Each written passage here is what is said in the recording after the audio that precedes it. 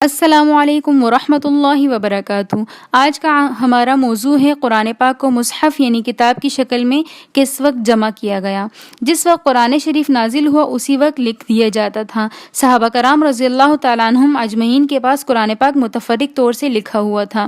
قرآن پاک کو 3 ادوار میں جمع کیا گیا۔ ایک مرتبہ حضرت ابوبکر صدیق رضی اللہ تعالیٰ عنہ کے دور خلافت میں، اور ایک مرتبہ حضرت عثمان رضی اللہ تعالیٰ عنہ کے دور خلافت میں۔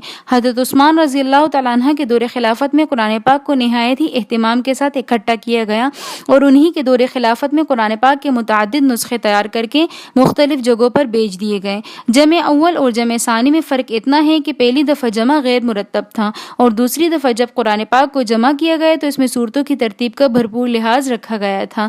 حضرت ابوبکر صدیق رضی اللہ تعالیٰ عنہ اور حضرت عثمان رضی اللہ تعالیٰ عنہ نے اس کام کو حضرت زید بن ثابت رضی اللہ تعالیٰ عنہ کے سپرد کیا، کیونکہ یہ کاتب الوحی تھے، اور آپ علیہ الصلوۃ والسلام کے آخری ایام میں جناب رسول اللہ صلی اللہ علیہ وآلہ وسلم کو قرآن بھی سنایا تھا۔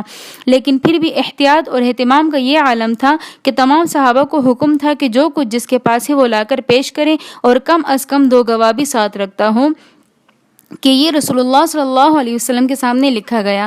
جیسا کہ رسول اللہ صلی اللہ علیہ وآلہ وسلم کے سامنے لکھا گیا تھا، ویسا ہی حضرت ابوبکر صدیق رضی اللہ تعالیٰ عنہ اور حضرت عثمان رضی اللہ تعالیٰ عنہ نے لکھوایا۔ اسی وجہ سے موجودہ مصحف کو مصحف عثمانی بھی کہا جاتا ہے، اور مصحف عثمانی رسول اللہ صلی اللہ علیہ وسلم کے حکم اور املا سے ثابت ہوئی ہیں۔